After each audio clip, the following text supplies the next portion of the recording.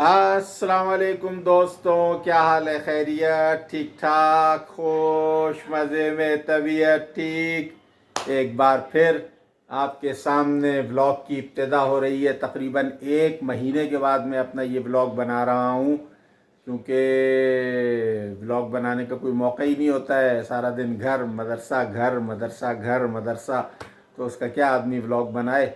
तो आज मैं कहीं जा रहा हूँ साथियों के साथ, तो मैंने कहा चलो ये व्लॉग तो बनता है। तो 1 महीने के बाद फिर आपको व्लॉग देखने को मिलेगा। उम्मीद है कि आपको अच्छा लगेगा, पसंद आएगा, और अच्छा है, तफरीह है इसके अंदर। तो आपको इंशाअल्लाह दिखाते हैं इस व्लॉग के अंदर कि हम कहाँ जा रहे हैं।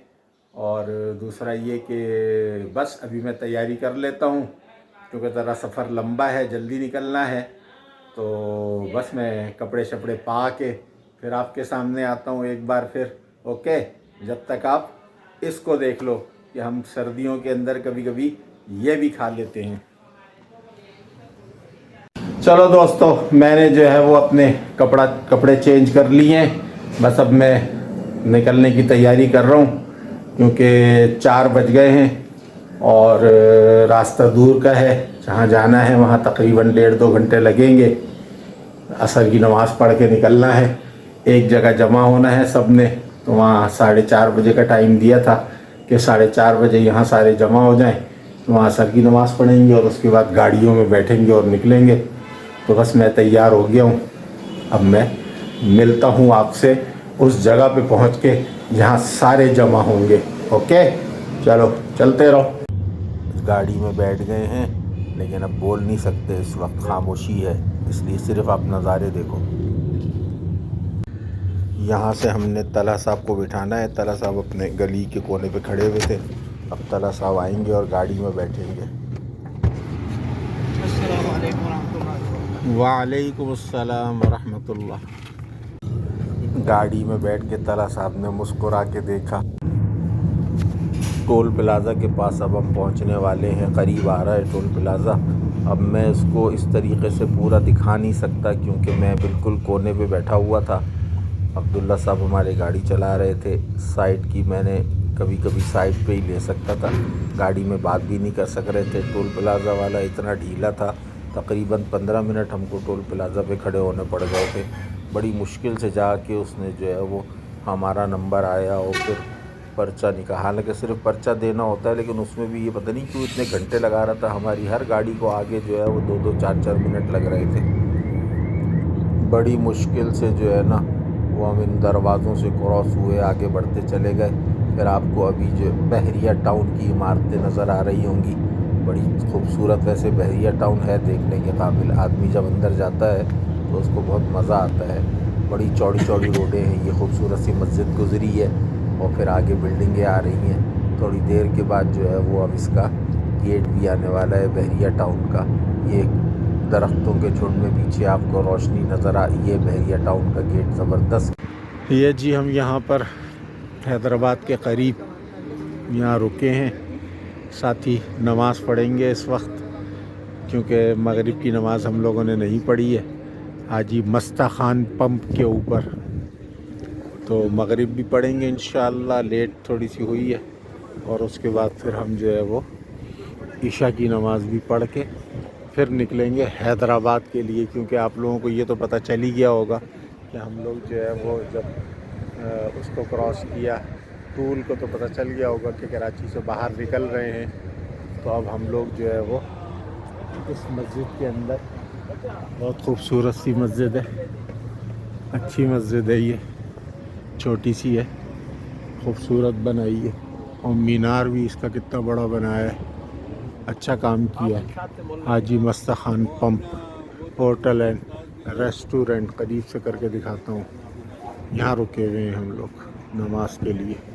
ओके, साथ ही वज़ू वगैरह कर रहे हैं। जब वज़ू करके फ़ारिग होंगे तो फिर नमाज खड़ी हो जाएगी।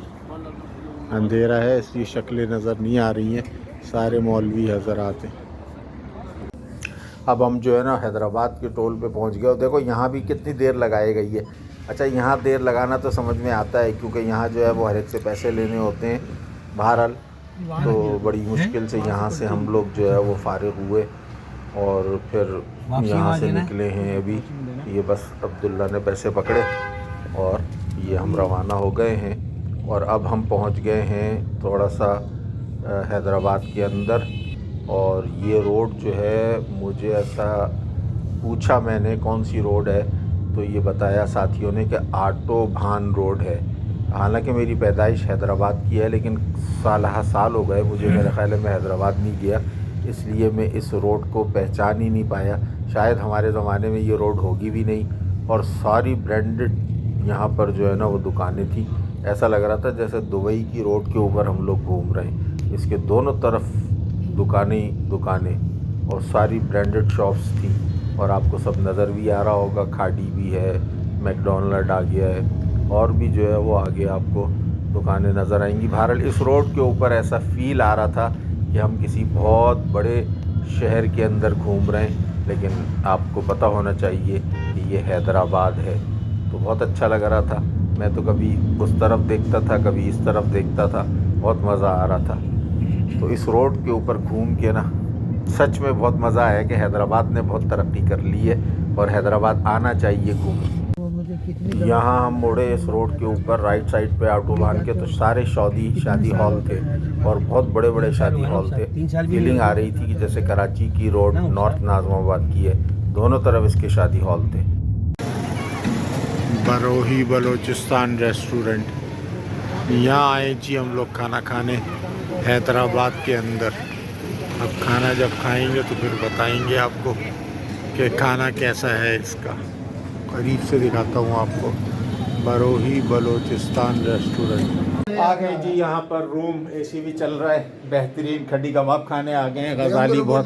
गजाली बहुत खुश है कि यहाँ हैदराबाद के अंदर भी खड्डी कबाब हमको खाने को मिल रहा है। तो मैंने नहीं खिलाई, ये भी तो बताओ। साथी आ रहे हैं, सारे साथी यहाँ जमा हो जाएंगे, मज़ा आएगा बड़ा। ये दम पोहा आ गया था, चावल और ज़बरदस्त, बहुत टेस्टी था, बड़े मज़े से खाया। साथी बैठे हुए थे सारे, टूट पड़े फ़ौरन, इतनी भूख लग रही थी। और इसके बाद जो है वो फिर कबाब भी आ गए थे, इसमें तिल लगे हुए थे, ये भी बहुत अच्छे मज़ेदार थे। इस वक्त बोल नहीं सक रहा था। फिर कढ़ाई भी आ गई थी। यहाँ से गपशप चल रही थी, आपस में मशवरे चल रहे थे कि मीठा कहाँ से खाया जाए। ताला साहब भी अपनी कुछ कह रहे थे, अब्दुर्रज़ाक भी अपना कुछ बता रहा था। मीठे के ऊपर बहस चल रही थी कि मीठा कहाँ से खाया जाए।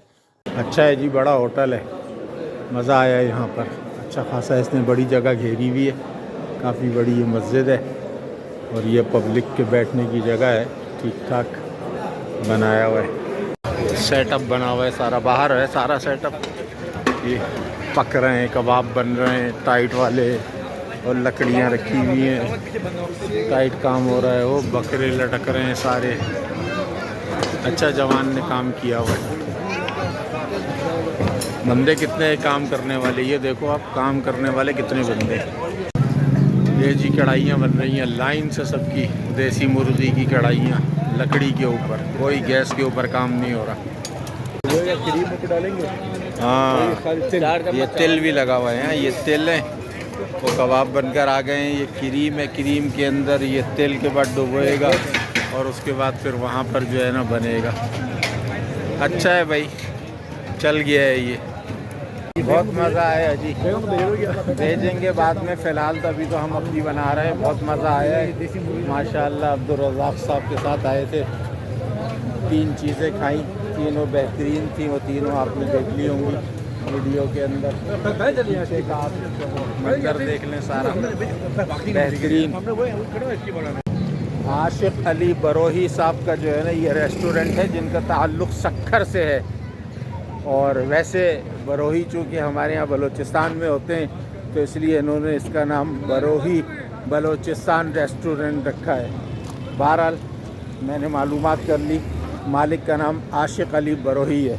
खाने के बाद जो है वो मीठा खाने के लिए आ रहे हैं। ये हम पैदल चल कर आ गए हैं। स्वीट क्रीम, पता नहीं क्रीम है क्या है, बहरहाल यहाँ हम मीठा खाने के लिए आ गए हैं। पहुँच रहे हैं सारे साथी। ये जी हम आके बैठ गए हैं यहाँ पर। और सब अपनी अपनी पसंद की जो है वो आइसक्रीमें मंगा रहे हैं। हम भी यहाँ पर बैठे हुए आइसक्रीम के इंतज़ार में। जैसे ही आइसक्रीम आएगी तो हम टूट पड़ेंगे, टूट। सारे साथी मशवरा चल रहा है कि कौन क्या खाएगा।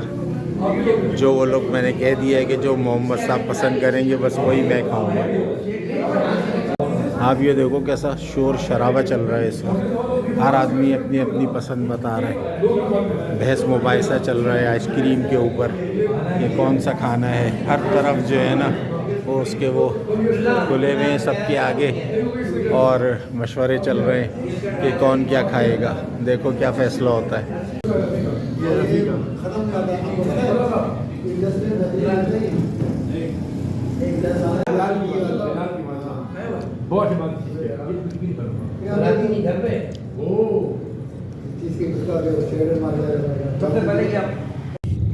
अब हमारा वापसी का सफ़र शुरू हो गया था।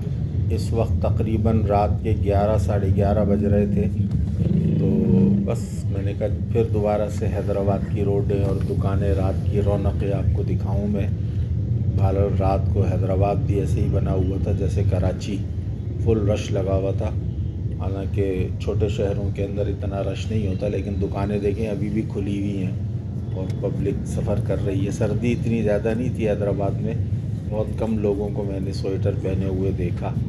मोटरसाइकिलों पे भी ये सिर्फ पांडा वाले कुछ पहने हुए थे, जैकेट मैकेट, बाकी तो सब सही था। दुकानें लेकिन खुली हुई हैं, रात देर तक हैदराबाद में दुकानें खुलती हैं।